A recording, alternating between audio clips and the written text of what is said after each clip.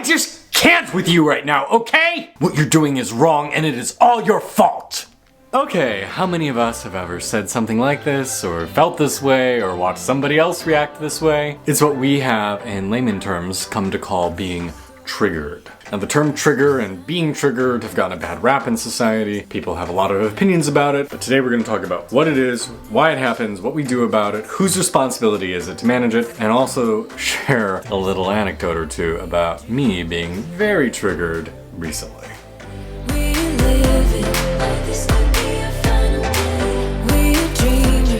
So, hola, welcome. So nice to be here with you. My name is Kay. I'm an ecstatic spiritual life coach and author of the books Journey to the Ecstatic Self, a workbook for settling into your skin, cultivating authenticity, and reconnecting with your radiant self, and the gay fantasy memoir, I Dreamt of Flight. And if you haven't yet, please do take a moment, hit the subscribe button down below along with the bell next to it to be alerted about upcoming videos that I post. Alright, so let's just start with the simplest of questions. What is being triggered? What does it mean? What are people implying when they say, oh, you're so triggered or I'm so triggered right now? Quite simply, it just means we are having a disproportionately emotional response given the stimulus that's affecting us. So a classic example of this is somebody knocks over a jug of milk, it spills all over, and they just start weeping uncontrollably. Or somebody says something that seems pretty benign, but that person gets really angry or really frustrated or really sad or really something based on the stimulus. In both of these examples, something is going on other than what is actually happening in the moment. Something has happened to this person previously in their lives, some sort of discomfort, some sort of disappointment, some sort of uncomfortable situation, possibly even a trauma. And I use the word trauma very selectively because it is way overused right now, and I mean it as in like something horrific, something that is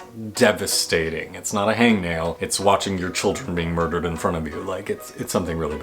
But for whatever reason, this event is sparking a previous experience within them, might be tied to a condition of PTSD, diagnosed or undiagnosed, and they're having a very disproportionate reaction to that stimulus. So then the question begs to be asked, well, why do we get triggered? And the answer is there's something within us that hasn't fully resolved. Maybe you're cognizant of it, maybe you're working on it with a therapist or a coach or an exorcist, but it could entirely also be something that you've really never been aware of before and you're kind of shocked that this is coming up for you. Both of those are valid experiences, being both aware of your triggers and being totally caught off guard by them. And this is why in recent years it's become more societally appropriate to put trigger warnings on content, and we're going to talk about trigger warnings later on in the video, but to try and give people who are cognizant of them a heads up. Now, I do have my feelings about trigger warnings. We'll talk about that in just a few minutes. But let's go into story time, because why not? And if you've watched my other videos, you know that I like mining my personal life for your benefit to share what I'm going through to help you on your journey towards wholeness. So this week, somebody who I was following on social media, and not somebody who I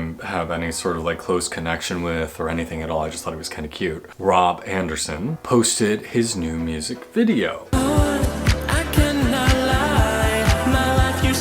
And when I watched it, I had an unusual and disproportionate emotional reaction to it. And to him, frankly. So let's talk about why. Let's start with the big thing. The big thing is in this music video, if you listen to the lyrics, the song is all about, please reduce me from a human being to a piece of furniture, an object, use me, abuse me, ruin my life, steal all my money, take everything from me because you're so hot, I'll let you do anything to me. And because you're so attractive, you have the right to treat anybody the way you want, to bully them, to degrade them, to humiliate them, and isn't that fucking sexy? Well, if you've read my books, or if you've watched this YouTube channel, you can probably guess why that was a little bit triggering for me. So for those of you who don't know my story, I spent most of my childhood, probably second grade through early high school, and then also had some of it again in college, but I had it being more or less tortured by my peer group. The people I went to school with, for whatever reason, and I have my theories and we can dive into that in another video, but for whatever reason, I was chosen routinely as the school scapegoat. And no matter what happened,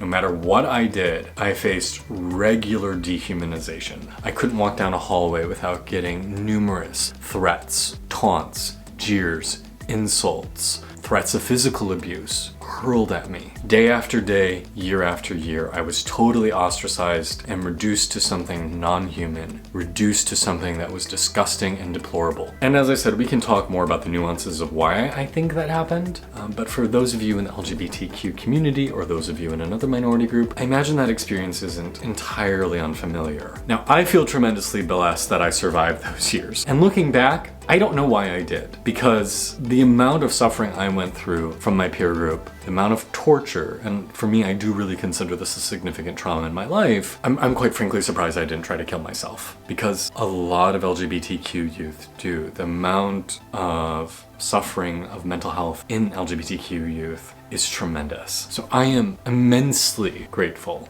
to get to be here today. So when I heard this song, and it's not just an issue I have with this song, like I really struggle with extreme sub-dom relationships and certain sexual kinks. I had somebody reach out to me not long ago being like, are you into findom? And I was like, what the fuck is findom? They're like, it's financial domination. Like you extort money from me and it gets me off.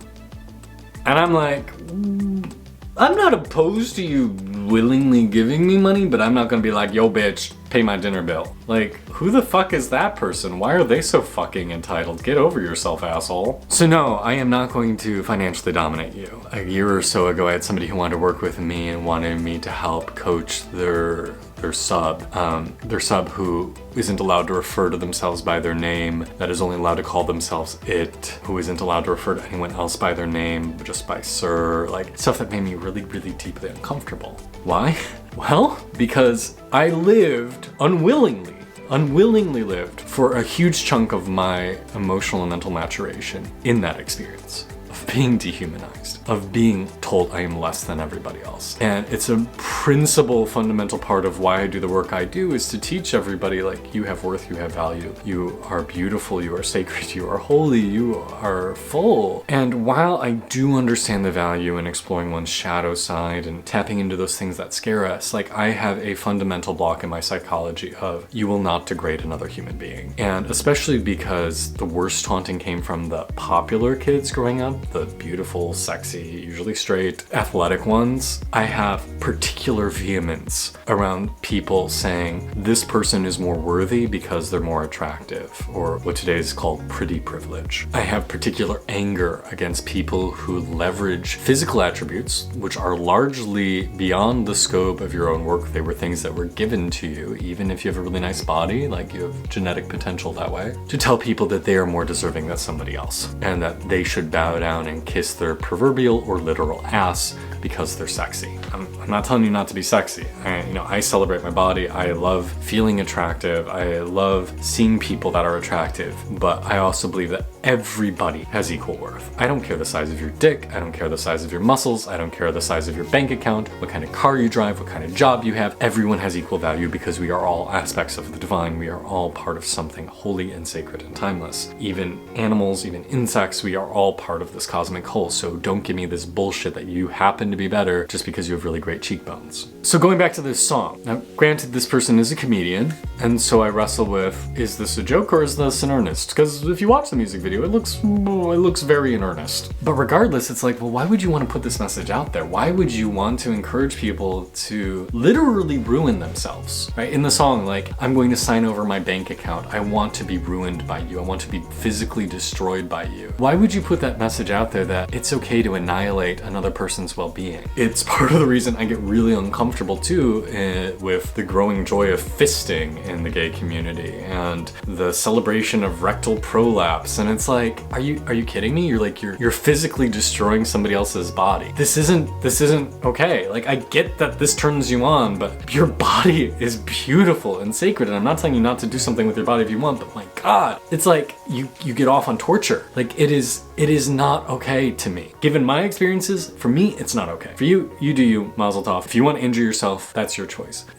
Can you tell I'm a little triggered? I'm a little emotional in a way that I don't normally get. It makes me deeply uncomfortable because of my past experiences. So we've got all this stuff going into this music video, but then let's add on top of it that me and this guy don't look terribly different. I mean, I think put us in a police lineup and we could probably get confused for one another if somebody was scared and trying to name names. And he's also somebody who is, going by metrics, largely more successful than me. He has almost 2 million followers across his various platforms, like objectively much more quote-unquote successful. So then there's feelings of inadequacy. There's feelings of you're singing this song about wanting to be reduced to nothing because someone's so attractive, but you're flaunting your body because you're so attractive, and then I'm comparing myself to you because we're rather similar, and then suddenly it becomes this tornado of inadequacy, of rage, of frustration, of disappointment, of confusion, of blah, blah, blah, blah, blah. I'm sure he's a nice person.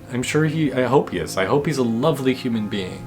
But he triggered the fuck out of me. All those feelings of inadequacy, all those feelings of not being good enough, of being subhuman, of being nothing more than a meat sack that is allowed to be physically kicked, came back haunting me. And for those of you who have read my new fantasy book, this is largely what I talk about, is this experience of dehumanization. So it was really, really uncomfortable for me. But the question begs to ask, is any of this his fault? No. And judging by the many hundreds of comments on his YouTube videos and Instagram posts about it, and I haven't even looked at TikTok, which is his main platform, because I don't understand TikTok, I really don't. People love it. It speaks to people, it's resonant for them, they are celebrating it. Okay. It's not for me. It's not his fault, however. And I did feel a little tempted to be like, you should put a trigger warning on this video because people who have been assaulted, this could be really, really uncomfortable.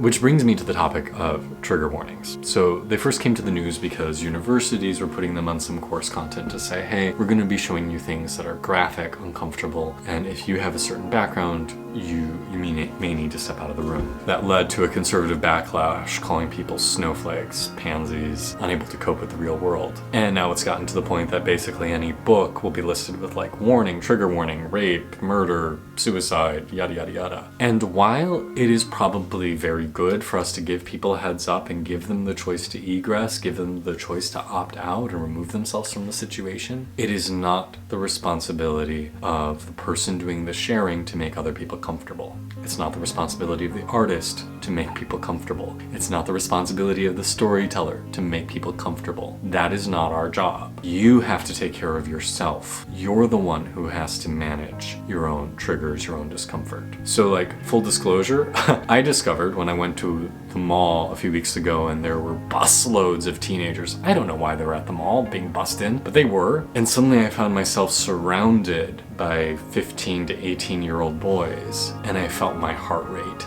starting to race, my blood pressure rise, and I started to break out in a cold sweat. I learned that teenage boys still trigger me. They induce a fight or flight response, a stress response, a cortisol response in my body. But is it their fault? Is it their fault because they exist, happen to be a teenager, happen to be walking near me, that I'm feeling triggered?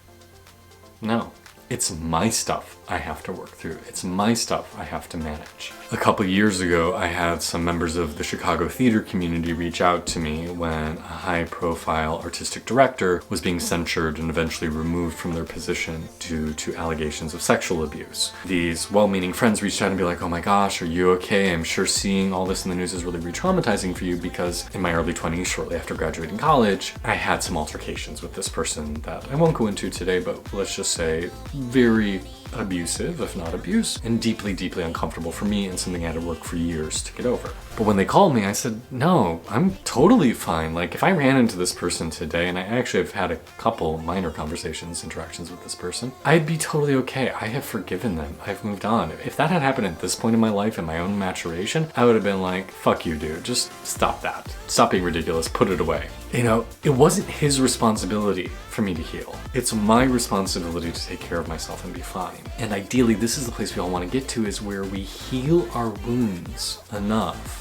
that those events that have triggered us no longer do so. It is not the responsibility of the person who causes the discomfort to make the other person okay.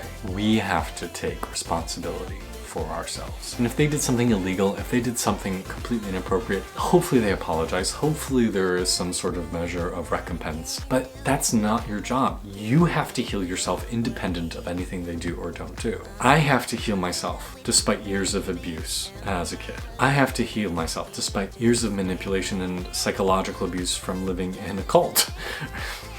These people, so long as I require them to be part of the process, then they hold my power. I want my power back.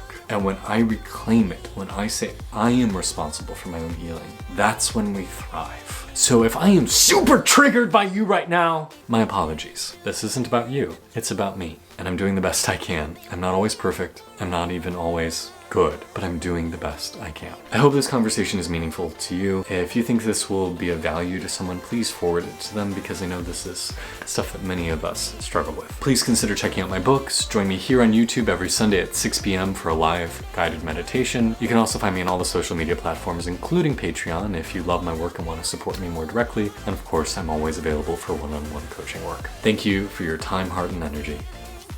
Blessings.